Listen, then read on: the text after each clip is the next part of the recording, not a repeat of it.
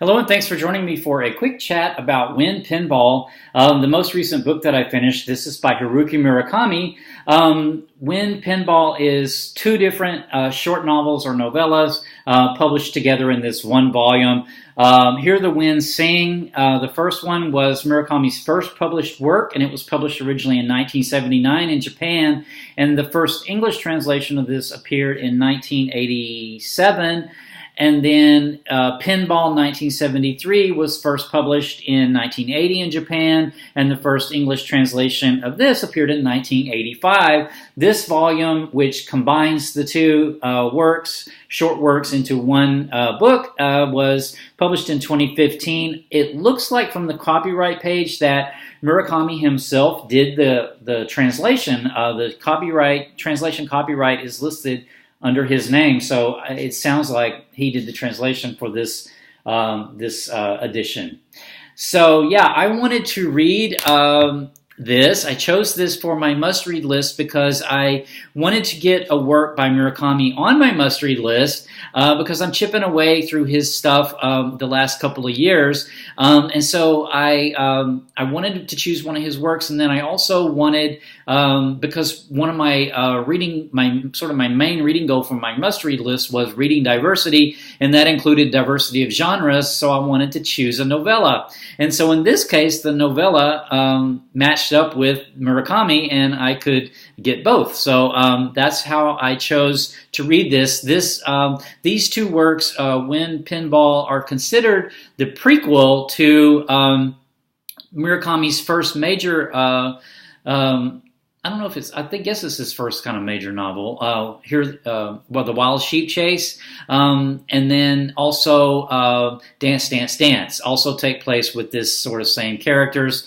It's called the Rat series because one of the main characters in these two works is called the Rat. So what it's about, let's just talk about Hear the Wind Sing first. Hear the Wind Sing takes place in over 18 days in 1970. Our narrator, whose name we do not know, is on a summer break, goes to, I guess, a university in Tokyo, but is on a summer break, and he's hanging out with his friend, who's called the Rat, and mostly in and around a bar called Jay's Bar. And then he's also carrying on a sort of a casual relationship with a girl whose name we don't know, but she has 9 fingers. So the girl with 9 fingers. So it's the narrator whose name we don't know, the Rat whose real name we don't know, and the girl with 9 fingers. And then Jay is the bartender, who's also a major character, not a major character, but a character, and it's just the letter J. So that's sort of the gist of Hear the Wind Sing. It's just sort of their summer, I guess, these few days. A Murakami novel doesn't have a real linear plot. So that's kind of, I guess, the gist of just the vibe of what's going on in Hear the Wind Sing. And then for Pinball 1973, this takes place the year, it's about 3 years in advance. It's in September of 1973. And again, we have the unnamed narrator, his friend the Rat. We have Jay's Bar and Jay the bartender. And then in Pinball 1973, the narrator develops a relationship with a set of twins whose names we don't know. He calls them 208 and 209 because the twins just sort of appear with him after a drunken night and then stay with him for the next next few weeks. And they only have the clothes they were wearing, and they were wearing these sweatshirts that said 208 and 209 because they had won them in a supermarket giveaway. When the grand opening, they were giving away t-shirts, and they were customers number 208 and 209. So, these girls, the twins, kind of classic, quirky Murakami characters. But then the narrator also develops a relationship with a pinball machine. And the pinball machine, yes, the pinball machine does talk. He does. And actually, when he has to part with the pinball machine, it's actually kind of touching with the pinball machine, and they're sort of parting words with each other. But Hear the Wind Sing sort of has as sort of a main sort of unifying character the wind, and then Pinball 1973, sort of the unifying character is the pinball machine. I thought that was kind of interesting, because the wind sort of has this role, I guess. The wind does talk in Hear the Wind Sing, and it sort of has this role, I guess, of a sort of a cosmic thread of life outside human life, meaning just fate, I guess you could say. It's something that winds its way through everything, whispers its way through everything, and it's sort of timeless. So it also represents, I thought, maybe time and timelessness. And it's really just the undercurrent of the cosmos. And then the pinball machine, the rat originally starts playing this pinball machine, and then the narrator comes across the same pinball machine called Spaceship in an arcade, and then the arcade he goes to play, he ends up getting really good at playing Spaceship and gets a real connection with this pinball machine, and then he shows up there one day. The arcade has actually been torn down, and then he sort of goes on a quest to find the pinball machine, and he uncovers this world, this pinball world that exists below the surface of our world. And so this is also a theme that's later on in later Murakami novels, this world that exists beside our own or beneath our own, that's a different world. He accesses that and goes on this search for the pinball machine there too. So that's part of the story as well.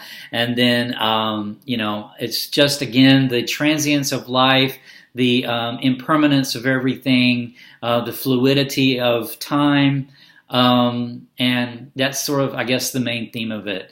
But with both of these, what struck me was originally Murakami does an introduction. The introduction Murakami wrote to this work sounds like a Murakami novel about how he started to write. He was at a baseball game, had not written anything. He was actually running a jazz club with his wife in Tokyo at the time, and somebody hits a double or something.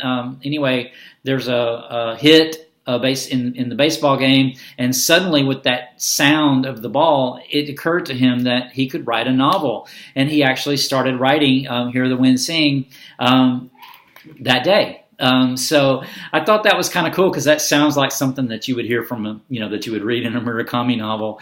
This sort of synchronicity and spontaneous message from the universe. And speaking of that, we have in both of these works, we have the phone call. It's another thing that happens in Murakami novels a lot of times, is there's an abrupt phone call that happens sort of out of the blue that tells the character, that points the character in a different direction maybe.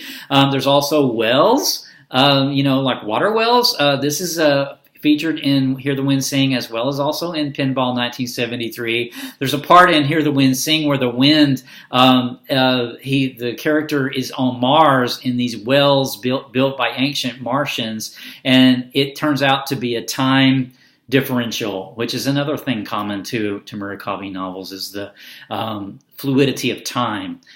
So he comes out in the wells, and it's been like 1 billion years have passed, and the sun is getting ready to go nova, and then he has this conversation with the Martian wind at that point. So yeah, and there's cats. We don't have talking cats, but we do have, like is some of Murakami's novel, but we do have Jay from Jay's Bar. has a cat that that he communicates with.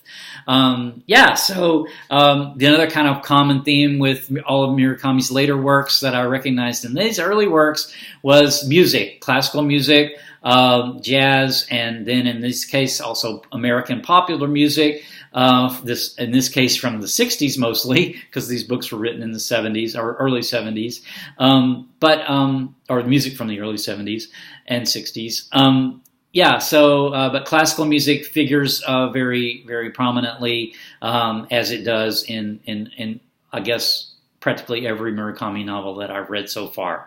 So that's kind of it. I'm really glad that I really want to read The Wild Sheep Chase now, because I'm real curious where the characters, the narrator here and the rat, where they go in The Wild Sheep Chase and Dance, Dance, Dance. So I'm pretty sure The Wild Sheep Chase is going to be my next Murakami read.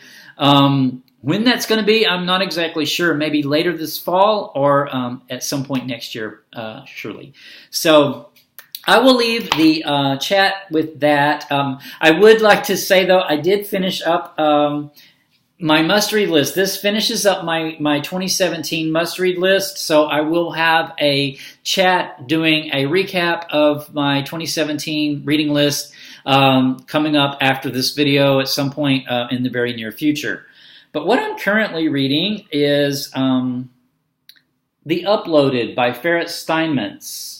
This is a science fiction cyberpunk. It takes place in the future where when people die, their consciousnesses are uploaded into the internet, and the people who are living, it's been 14 generations have passed, and so they interfere in the life of the living a lot. The digitalized dead do, and the life of the living at this point has become really in service to the servers that where the dead exist on. So I'm really early on in the work so far, but so far it's been a really light and fun read, like I was hoping. I'm hoping that the rest of the novel also turns out to be light and fun. And then my next read is going to be, let me just get it open. I don't actually own this book yet because it hasn't come out yet. It is going to be released next Tuesday, and I have pre-ordered it, so I should be getting this next Tuesday. This is a space opera by Ann Leckie, Provenance. So I'll be getting to this on Tuesday. I don't know a lot about it yet, other than it is space opera. It's not set in, I don't believe it's too related to her previous trilogy she did, the Ancillary Justice, Ancillary Sword, Ancillary Mercy trilogy. I don't think it's related to that world all that much. I'm not real sure about that. Could be wrong. So we will see. But that will be coming up after I finish The Uploaded. So until next time, take care. Bye.